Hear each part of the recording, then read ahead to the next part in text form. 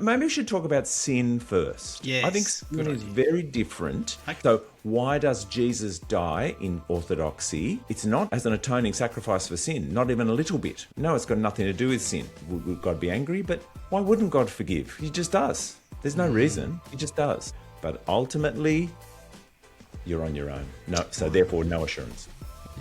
Yeah. So there's no original sin in Orthodoxy. No Right, concept of original sin. Yeah. Speak of being saved by grace through faith. But it's the graces that you receive through the church and then have to add to with your own worthiness and spiritual progress. This might be a good point at which to talk about Mary.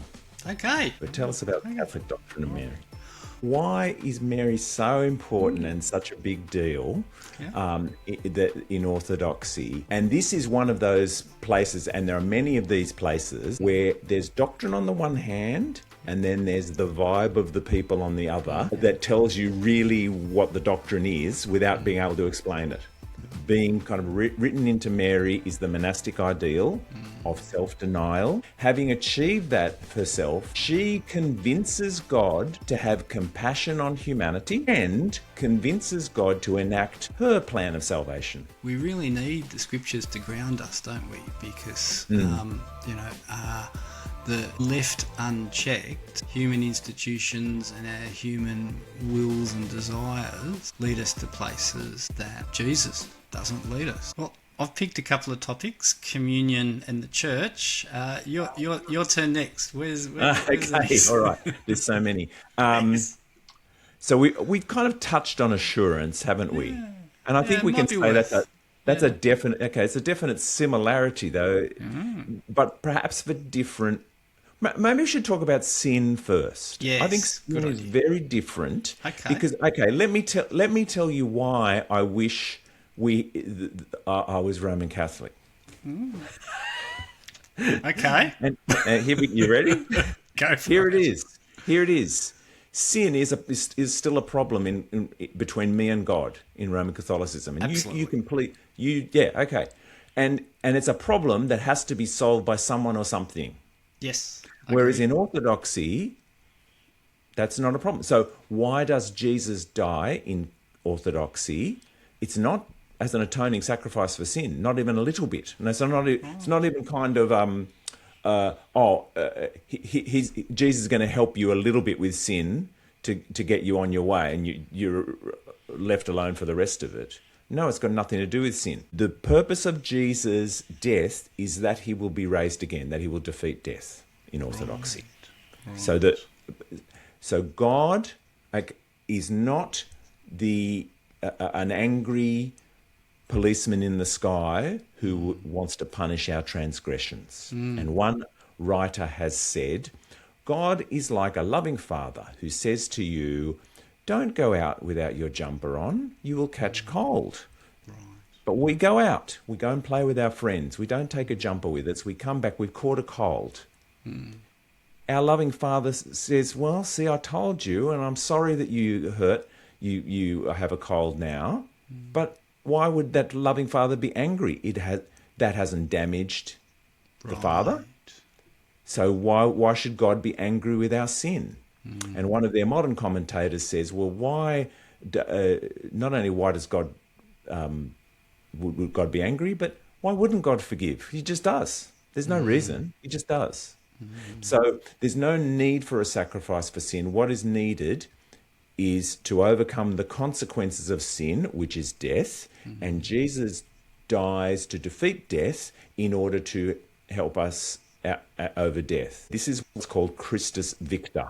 It is not an Orthodox doctrine, but it sounds similar, that Jesus dies in order to defeat death for us. But in Christus Victor, you've got some assurance. Well, okay, death is defeated on the basis of Jesus' death. Hooray. No, not in Orthodoxy.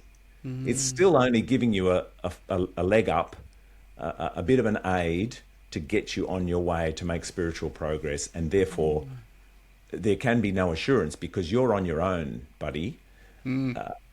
God's giving you some help, for sure. Come into the church and receive the graces of the sacraments to get some more help. We'll help each other, but ultimately you're on your own. No, so therefore no assurance. Wow. 100. So sometimes I will speak to Roman Catholics and I'll pose the question: if you were to die tonight and come before God, would He let you into His heaven? Yep. And sometimes Catholics will say yes. Sometimes they will say yes because I have done certain things. Yep. But an Orthodox person always knows the answer is no. Wow. 100% of Orthodox people will say no.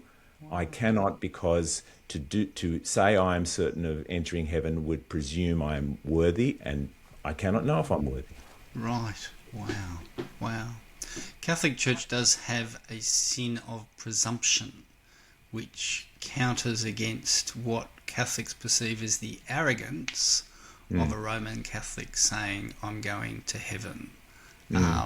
Because in Roman Catholicism, ultimately, that depends on them and what they do. They either think everyone's going to heaven, or they're not sure if they're good enough to get there. I did a survey of about 100 Roman Catholics during one of the Pope's visits to my city, Sydney, asking them those two very, very good questions. If you died tomorrow, would you... I hope sincerely you don't die tomorrow, but if you did, would you go to heaven? And 75% of the Roman Catholics said, I don't know, or no, and 25% said yes, I am confident I'm going to heaven. And then of the 25 that said yes, I'm going to heaven, a third said because and it would be a various list of good things that they'd done, or spiritual things that they'd done, like going to Mass every Sunday, or praying every day, or things of that nature. A third of them said because Jesus' death on the cross has paid for my sins, which is a Protestant answer. Anything that starts with I, Protestants argue from the Scriptures, is against what the Bible teaches. But anything that starts with Jesus is on the right track, just in case you're wondering the answer to that question. And a third of them said, it's just a vibe. I've just got this hunch that I'm going to heaven. I don't know why. I'm not exactly sure, but I'm sure that I am, because of this kind of vibe, in a sense, in a conviction. I think I'm going to heaven, which is interesting. Which leads back to, what does Roman Catholicism understand about sin? And the word that frequently gets used is the word macula, or spot. Now, John and I both share a medical background, so we both know about something called macular degeneration, which is spots on the back of the eyes that make older people it harder for older people to see. But the other time you hear the word macula used is in reference to Mary and the Immaculate Conception, which literally means that Mary was born without macula, or without sin. So she was conceived without, not born, conceived without the spot of sin. So I often describe a Roman Catholic approach to sin is you've got a copybook that's your life, and in that copybook is one really big black spot called original sin, and that makes relationship between you and God really difficult. In fact, they might even use the term that at that point people are dead in their sins, and the sacrament of baptism, the grace of baptism that comes through the Roman Catholic Church, removes that stain or that spot of sin and enables the Catholic to continue their journey towards heaven. And over time they will transgress God's laws, or the Church's laws, and incur further smaller macula or smaller spots, and by cooperating with the graces that they can receive through the sacramental system, like going to Mass gets rid of some of those little smudges, Going to confession, or what they now call the sacrament of reconciliation,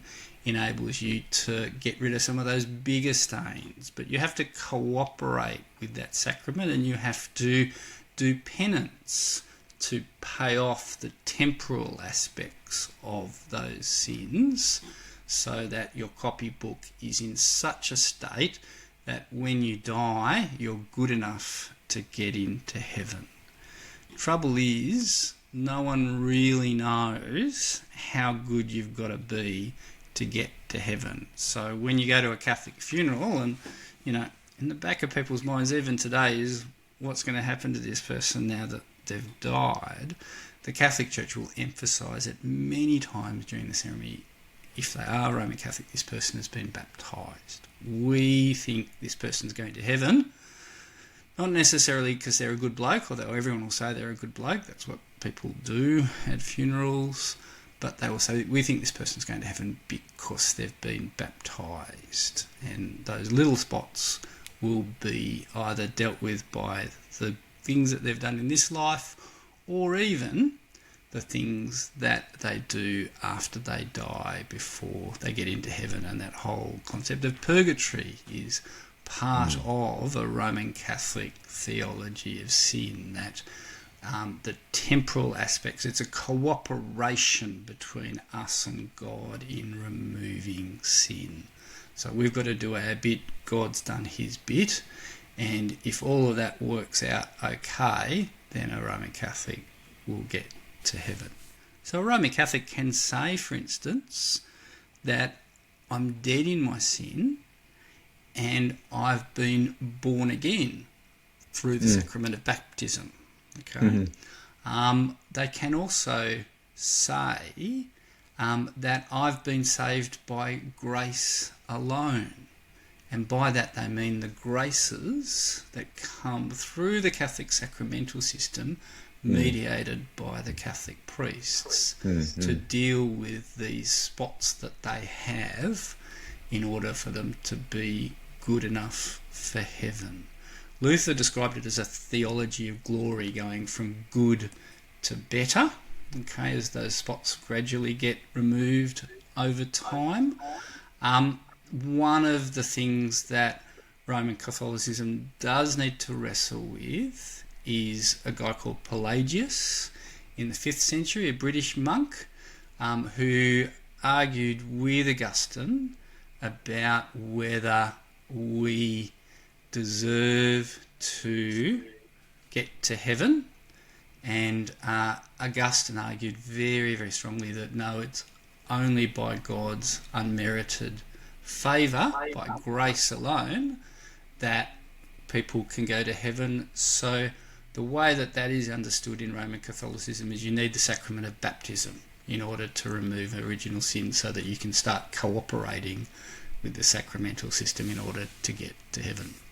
So a lot of similarities, a few practical differences. Oh, there's definitely a lot of similarities there, but again, what lies behind it is very different. So there's no original sin in Orthodoxy, no concept of original sin. But baptism is the way you enter into, you become a member of the church, and therefore the ark of salvation. So that's the way in. And yes, you reminded me that indeed Orthodox people will speak of being saved by grace through faith. Of course we have grace. Of course it's by faith. Of course it is. But it's the graces that you receive through the church and then have to add to with your own worthiness and spiritual progress. Right. Wow. And because of that conception of sin as being certainly something that is damaging to us, but not between us and God. There is no everything you described there, which sounded very mathematical from an Orthodox perspective. Here's the sins, and here's my penances, and I've got to try and make up to it. Nothing like that in Orthodoxy. And no need, therefore, for purgatory. But nevertheless, when you end your life and you are still far away from God, how do we solve that problem of making ourselves worthy for God? Let's invent something I wonder if the person, people who thought of purgatory invented this one too. And in Orthodoxy, there's something called toll houses. So you make your journey between after death, between this life and God, through various toll houses. And like a toll house, there's someone there to collect the toll. And who is collecting the toll? It's devils and demons who come and test you as to your spiritual worthiness, not because of your sin necessarily, but your spiritual worthiness. Did you pray enough? Did you discipline yourself enough? Were you worthy of God? And so people have conceived of various levels of testing in order to make yourself worthy to get to God, which sounds very much like purgatory to me. Now, to be fair, this is not official Orthodox doctrine. This is not canonical, but it makes logical sense because how do you get from this level of unworthiness to be worthy? So that's the purgatory-like solution within Orthodoxy. Fascinating. This might be a good point at which to talk about Mary. Okay, good. Because this is going to be kind of interesting. Yeah. Why don't you head us off? And I think the Catholic doctrine is better known, and indeed I know the Catholic doctrine better than the Orthodox doctrine, for reasons that are going to become apparent in a moment. But tell us about the Catholic doctrine of Mary. Well, I think the first thing to acknowledge is that very early on in church history, people were elevating Mary to a position beyond any other human being. So you've got some Gnostic Gospels that start to talk about worshipping Mary. You've got prayers in the 1st and 2nd century to Mary for various needs and requirements. You've got the virginity of Mary kind of elevating her above the rest of the kind of muddied material world surrounding them, and the elevation of virginity as a source of higher holiness than kind of carnal life occurring within the first few hundred years of the Christian Church. Even the Nicene Creed, born of the Virgin Mary, was seen to be important enough to mention in that creed. So despite the scriptures being relatively silent on the place of Mary, particularly silent on the idea that she is elevated above other people. Now you might argue Luke 1,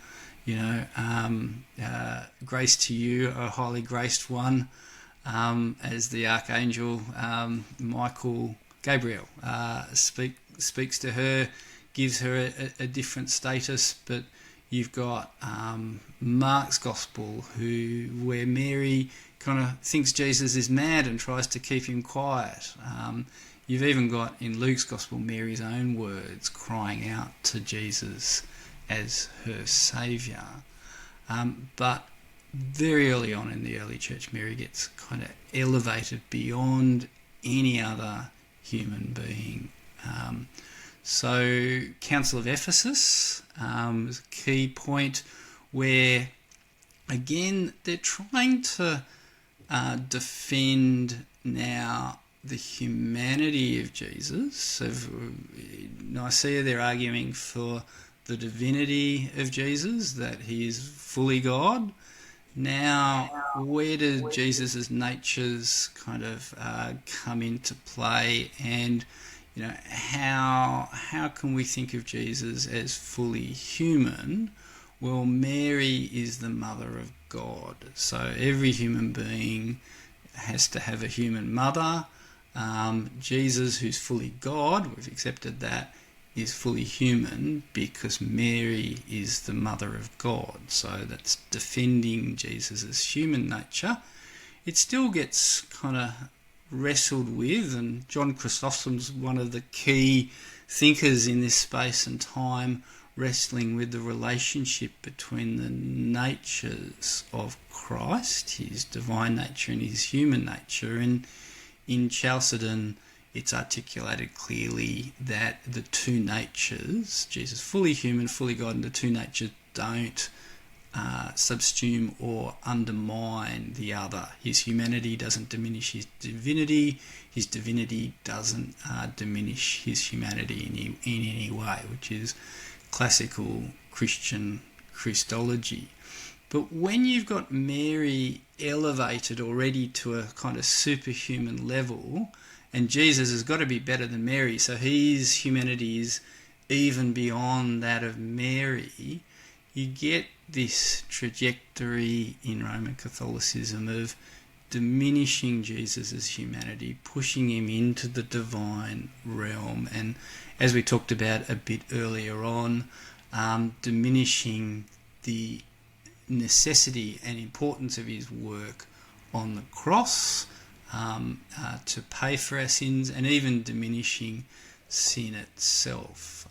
So Mary is tied up with this whole distancing Jesus, distancing God, underplaying our carnal humanity in Roman Catholicism. And it kind of continues on with other attributes that are given to Mary, particularly articulated in the the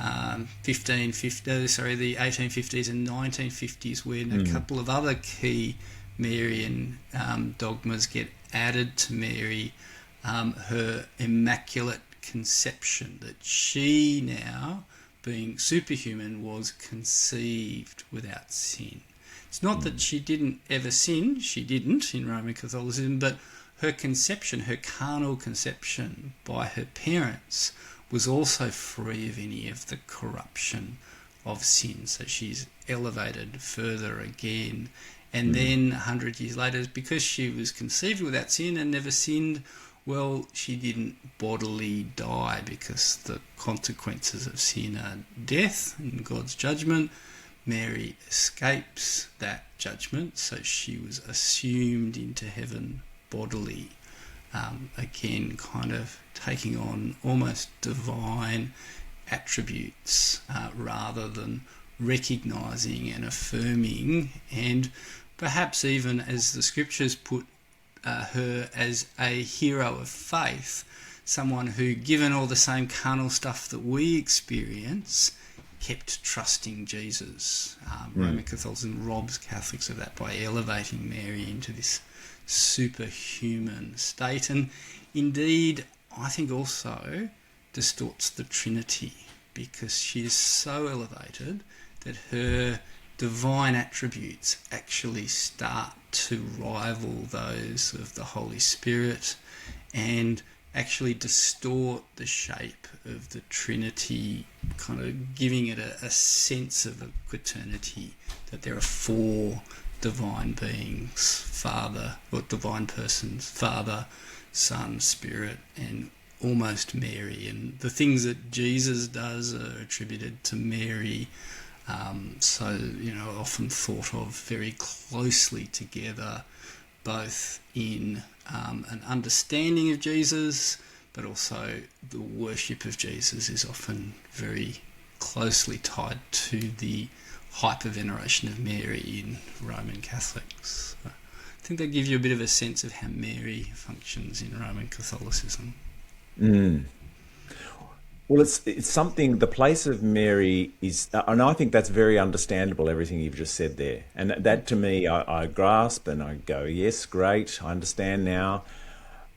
But I've always struggled as trying to understand why in Orthodoxy there's such a devotion to Mary.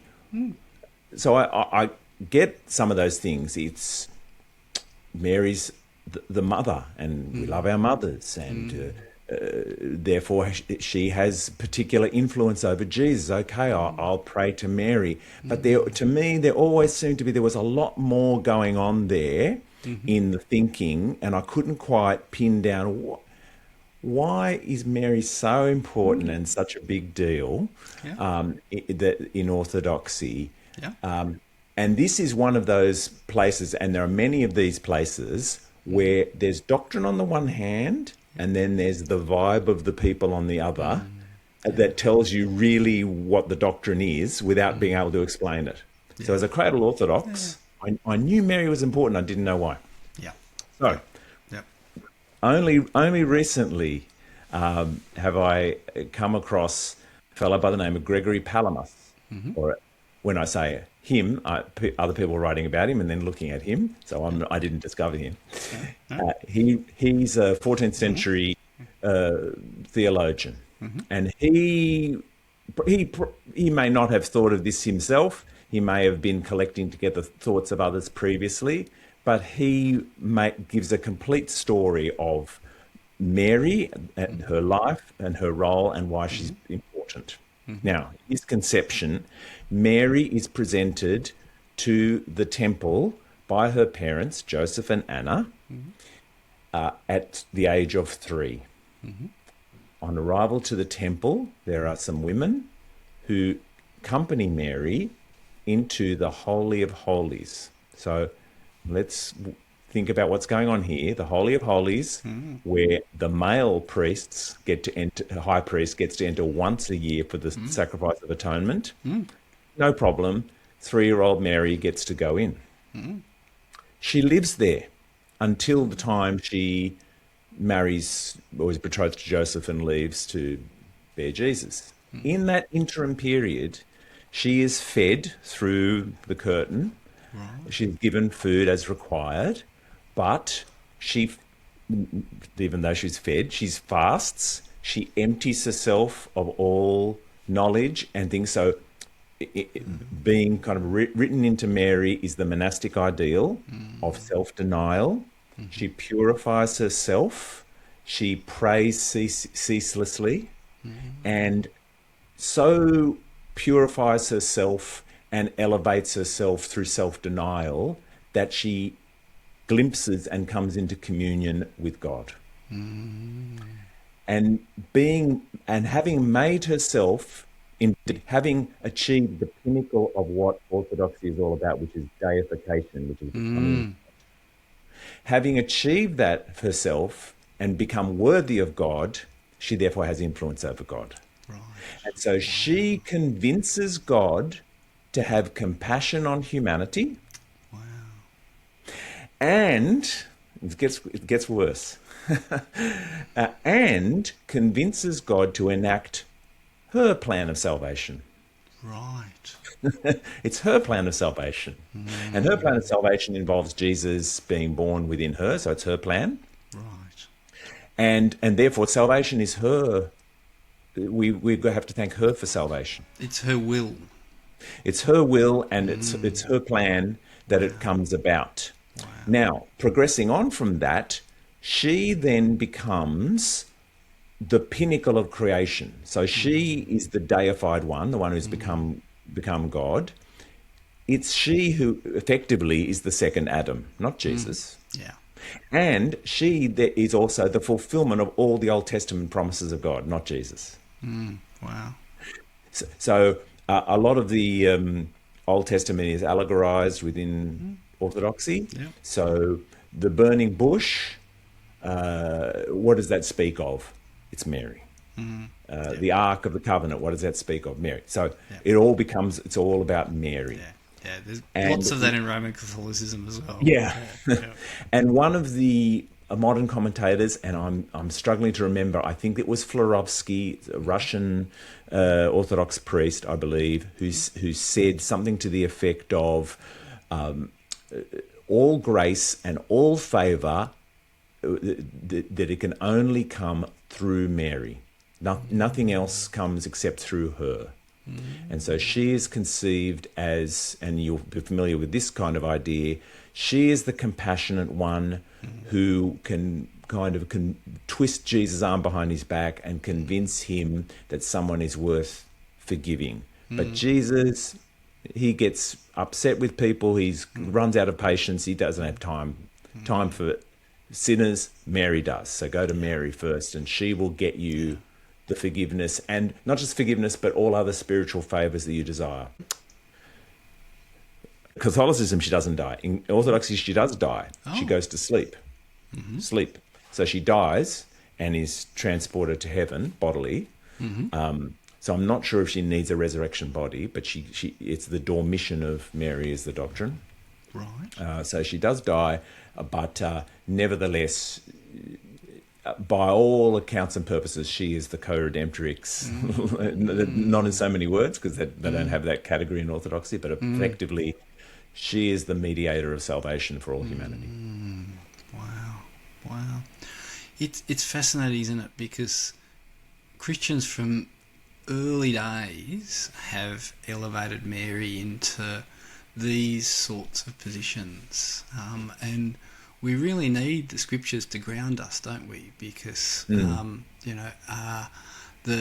left unchecked, our human institutions and our human wills and desires lead us to places that Jesus doesn't lead us. And I think one of the things that I've heard you say, and I think it captures it so well, is that what's that kind of doctrine of Mary does is it dehumanizes Jesus. It takes away his humanity and places it all upon Mary, which is so disrespectful, and that's a mild way of putting it. It's blasphemous, really, to suggest that Jesus does not have compassion, that he doesn't care about saving humanity, that he doesn't sympathise with us as the scriptures tell us. Which might be a good place for us to land if we're looking for a landing point, John, and that is that the Christian doctrine that was particularly emphasised and recaptured at the time of the Reformation is the full divinity, the full humanity of Jesus Christ communicated to us through the scriptures as the ultimate authority, and the importance of the doctrine of justification as the pinnacle of Jesus's life, death and mission, dying on the cross for us as a man who is God, who can unite us to God directly, wholly and completely as human beings, who are human beings who always remain human beings, but dealing completely with the barrier of sin so that we can have assurance of salvation, relationship with the Father into eternity as his perfected human creation. And what a relief. Why would you give that up? Yes. Well, I've spoken to people and it's a phenomenon in both our fields that people are converting to Catholicism and to Orthodoxy. And I've spoken to people who are converting to Orthodoxy, and I challenge them and I say, so do you understand that there's no certainty of salvation, no assurance of salvation in Orthodoxy? And are you happy to give that up in order to be Orthodox? And they say yes. And that I cannot comprehend. Why would you abandon the thing that is the most important thing ever to know? Not because you've got pride or an active imagination, but God has promised through his Son salvation. Why would you give that up? The certainty of your relationship with your loving Creator Father. How could you have anything less than that? And live with anything less you could have the whole world, yes, and it wouldn't be worth. That's right. Yep. A pearl of immeasurable treasure. Yes, indeed. Yeah. Well, John, I'd love to continue this conversation because I feel like on a number of things we've just touched the tip of the iceberg. So maybe we should arrange a follow-up chat, and perhaps if people have got questions about what we've been talking about, or if they feel that we've got this wrong and we need to correct the way that we've presented Orthodoxy and Roman Catholicism, they could comment on that, and we could get together and tease out some of the similarities and differences of Roman Catholicism and Greek Orthodoxy again. Yes, terrific. All right. Thanks very much for your time. It's been great. It's been a pleasure, John, and God bless you and your work, mate. All right.